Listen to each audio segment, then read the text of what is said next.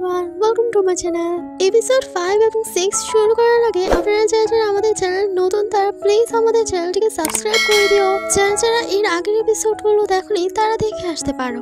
তো হিলিং বলে, যেহেতু ট্রিয়াওকে ড্রিঙ্ক করেন না, এর বদলে আমি ড্রিঙ্ক করে দিচ্ছি। এটা বলে তার বদলে ড্রিঙ্ক করে দেয়। তার সবাই ড্রিঙ্ক চিয়ার্স করে।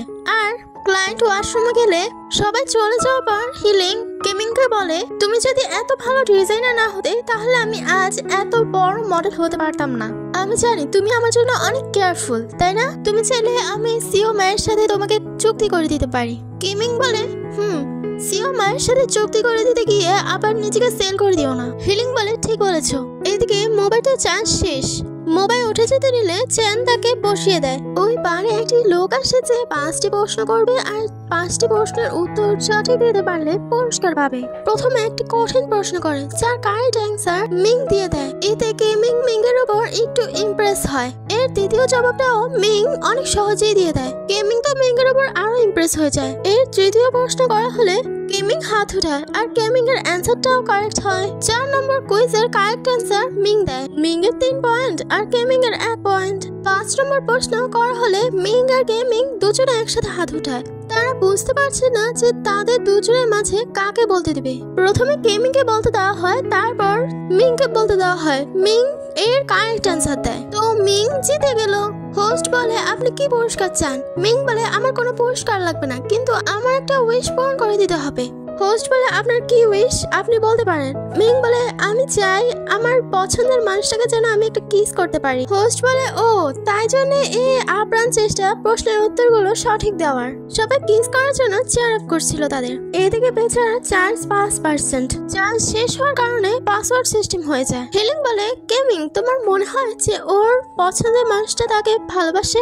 মোবাইল স্টেজে আসছে না বলে মিং এর অনেক খারাপ লাগে। শেষ মুহূর্তে কেমিং এসে মিং এর ফোরহেডে কিস করে। হিলিং এর তো এই বিষয়টা মোটেও ভালো লাগে না। হিলিং এসে কেমিং এর পাশে দাঁড়ায়। কেমিং তাকে বিদায় দিয়ে তারা দুজন একসাথে চলে যায়। চ্যানার হুয়া তারাও একসাথে চলে যায়। মোবাইল উঠে যেতে চাইলে মিং তাকে যেতে দেয় না। এদিকে 8টা বেজে গেল। ডক্টর লেন পেরেশান হয়ে আছে, মোবাইল এখনো আসলো না কেন। ডক্টর লেন ফোন করলে ফোন যায় না, কারণ মোবাইলেও চার্জ ছিল না। Doctor lane mobile address test করে দেখে মোবাইল মিংকে একা রেখে ওয়াশরুমের দিকে চলে যায়। কেমিং মোবাইলকে দেখে বলে, আপনি ঠিক আছেন তো? কেমিং যাওয়ার পিছেই মোবাইল অজ্ঞান হয়ে পড়ে যায়। কেমিং মিংকে মাতাল অবস্থায় দেখে তাকে ঠিক করে বসায় আর মিংয়ের দায়িত্ব বারের ওয়েট্রেসকে দিয়ে যায়। এদিকে ওয়াশরুমে মোবাইলকে বারের ওয়েট্রেস অজ্ঞান অবস্থায় পায়। ডক্টর লেন এসে মোবাইলকে নিতে গেলে বডিগার্ড তাকে নিতে দেয় না।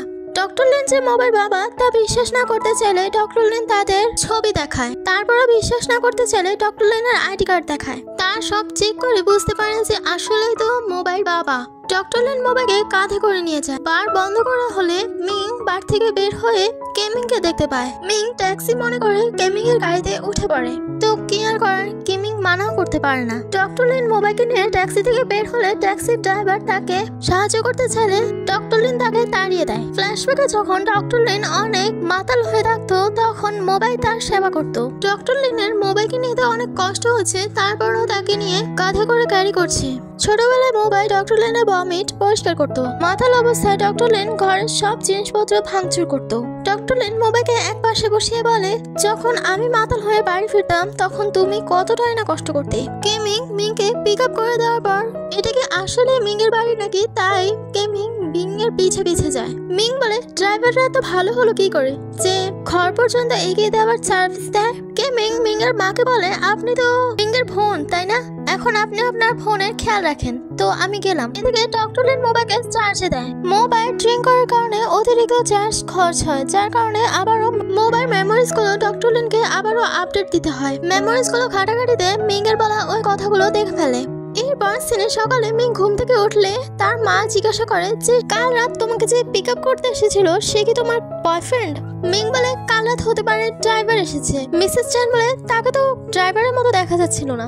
মিং বলে, আমার কালকের কোনো কিছুই মনে পড়ছে না, কালকে এসেছিল কে জানে। এবার ডক্টর লেন মোবাইলকে বলে, তুমি নিজের খেয়াল রাখবে, চার্জ শেষ হওয়ার আগে চার্জ দিয়ে দিবে, কোনো ইলেকট্রোম্যাগনেটিক জিনিসপত্রের কাছে যাবে না। মোবাইল খাবার রান্না করে আনে। হঠাৎ মোবাইল ছোটবেলার কোনো একটা স্মৃতি মনে পড়ে। ফ্ল্যাশব্যাকে মোবাইল মা যখন অনেকগুলো ঘুমের ওষুধ খেয়ে ডক্টর লিন অফিসে যাওয়ার সময় ডক্টর লিনকে জড়িয়ে ধরে। তখন ডক্টর লিন চলে যাওয়ার পর ওই ওষুধগুলো রিঅ্যাকশন করা শুরু করে দেয়। মোবাই ডাক্তার ডেকে আনলে ডাক্তারকে যখন মোবাইর মা জিজ্ঞাসা করে যে আমি কয়দিন বাঁচবো, তখন ডাক্তার বলে আপনি আর মাত্র 15 দিন বাঁচতে পারবেন। এই কথা মোবাই লুকিয়ে লুকিয়ে শুনে ফেলে। যখন এই কথা ডক্টর লিন জানতে পারে তখন ডক্টর লিনের অনেক খারাপ লাগে।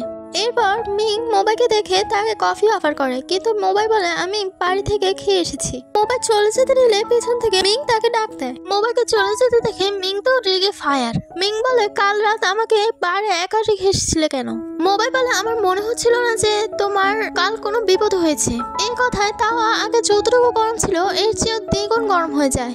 মিং বলে বাহ, এক ফোঁটা অ্যালকোহল না খেয়ে ড্রাঙ্ক হয়ে গেলে। এভাবে মোবাইল সাথে রেগে মেগে ফায়ার হয়ে চলে যায়। মোবাইল এআই সিস্টেম বলে যে মানুষকে রাগানো যাবে না। তো আবারও মোবাইল মিংকে গিয়ে বলে সরি। মিং এর সব রাগ যেন এক নিমিষেই গলে গেল। মোবাইল হসপিটালে গেলে ডক্টর চেন বলে কাল রাত যে আমরা চলে গিয়েছিলাম এরপর তোমাদের মাঝে কি হলো? মোবাইল বলে ও কাল রাত তো আমার কিছুই মনে নেই। নার্স হুয়া বলে কি তাহলে তুমি কি মিংকে পিক আপ করনি? তারা দুজন বকবক করছে আর মোবাইল তো মোবাইল কাজেই ফোকাস। আর এদিকে মিং তো অফিসে বসে বসেও মোবাইল ওই পেছন থেকে তোলা ছবিটা দেখতে থাকে। মিং এর ফ্রেন্ড ফেমাস ডিজাইনারের কাছে ইন্টারভিউ চায়, কিন্তু কেমিং বলে আমার কাছে অতটাও টাইম নেই যে আমার ইন্টারভিউ দেব। মিং ওয়েভিকে বলে তোর আবার কি হলো? ওয়েভি বলে আরে আমি ফেমাস ডিজাইনারের ইন্টারভিউ নিতে চেয়েছিলাম কিন্তু আমি রিজেক্টেড। লো বলে আরে তুমি ফেমাস জুয়েলারি ডিজাইনারকে চিনো না? ফেমাস মডেল হিলিং এর প্রেমিক। মিং বলে আমি তো জানতাম না। লো মিংকে ইন্টারনেট সার্চ করে দেখায়। মিং বলে আমি তাকে দেখেছি, রাতে ওই বারে আমার সাথে দেখা হয়েছিল তার। এরপর মিং একটা নাচের ক্যামেরা রেকর্ড করছিল। একজন বৃদ্ধ মহিলা ওটা এনজয় করছিল। নাচতে নাচতে হঠাৎ পড়ে যায়, কারো সাহস হচ্ছিল না তাকে উঠানোর। মিং এসে ওনাকে সাহায্য করে। মিং বলে আপনার কোনো আত্মীয় স্বজনের নাম্বার আছে? ওল্ড লেডি বলে আমার মনে নেই। চেক আপ করানোর জন্য মিং হসপিটালে নিয়ে যায়, কিন্তু রিসেপশনে যখন আইডি কার্ডের নাম জানতে চায় তখন ওল্ড লেডির কাছ থেকে জানতে পারে যে তার নামও ভুলে গিয়েছে। মোবাইল বলে কি হয়েছে ওনার? মিং মোবাইলকে পুরোটা খুলে বলে। ওনাকে হুইল চেয়ারে বসে মোবাইল গিয়ে ওনাকে ডাক্তার দেখানোর ব্যবস্থা করে। ওল্ড লেডি বলে সে কি তোমার বয়ফ্রেন্ড?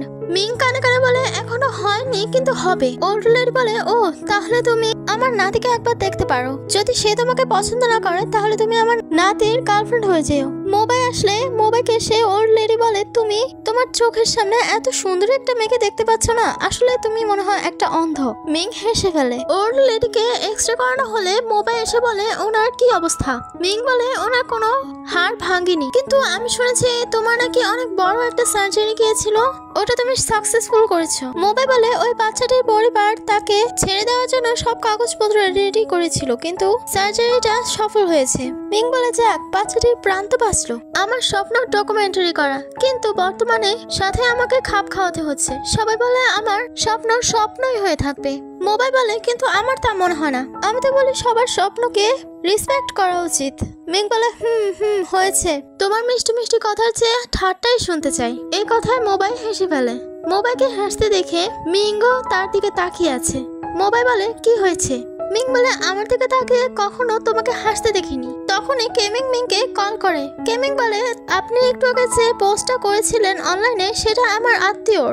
মিং বলে ও ওল্ড লেডি, ওনার কোনো সমস্যা হয়নি। কেমিং তার গ্র্যান্ডমার জন্য আসলে মিংয়ের সাথে দেখা হয়। মিং বলে আমি জানতাম না যে এটা তোমারই গ্র্যান্ডমা। কেমিং বলে সৌভাগ্যবশত তুমি আমার গ্র্যান্ডমাকে হেল্প করেছো। কেমিং মিংকে তার ঘরে নিয়ে যায়। মিং তার ঘরে সাজিয়ে রাখা ফটো অ্যালবাম গুলো দেখছিল আর জিজ্ঞাসা করছিল যে এরা কারা। কেমিংও তার উত্তরে বলছিল যে এরা আমার প্যারেন্টস, এরা আমার গ্র্যান্ডমা। এর মাঝে মিং হিলিং এর দিকে ইশারা করে বলে যে এই তোমার কি হয়? কেমিং বলে এই আমার জাস্ট শুধু আমার চাইল্ডহুড ফ্রেন্ড, বলা যায় বেস্ট ফ্রেন্ড। মিং বলে বেস্ট ফ্রেন্ড হলে কি হবে, তোমাদের কিন্তু আসলে মানাবে যদি ও তোমার গার্লফ্রেন্ড হয়। কেমিং বলে আসলেও তুমিও না আজে বাজে। মিংকে কেমিং পিক আপ করলে মিং বলে তুমি কি করে জানলে আমার ঘরের অ্যাড্রেস? কেমিং বলে ভাবো, মাথা খাটাও। মিং বলে ও তাহলে তুমি সেই ড্রাইভার ছিলে? কেমিং বলে হ্যাঁ, তুমি সেদিন মাতাল হয়ে আমার গাড়িতে উঠে গিয়েছিলে, তারপর আমি তোমাকে পিক আপ করে দিয়েছিলাম।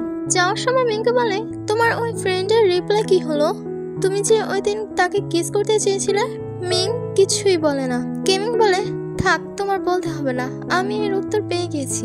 আমি বুঝতে পারছি তোমার কষ্টটা। এরপর সিনে মোবাইল বাবা বলছে যে আমি কোনো একটা কাজে বাইরে যাচ্ছি, আমার যেতে ইচ্ছে করছে না, তারপরও আমার ইম্পর্টেন্টলি যেতে হচ্ছে।